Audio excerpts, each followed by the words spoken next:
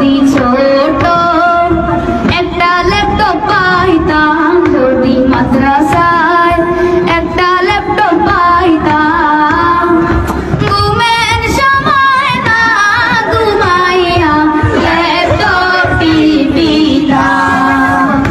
আরে ঘুমের সময় না ঘুমাইয়া ল্যাপটপ টিপিতাম। এদিকে সে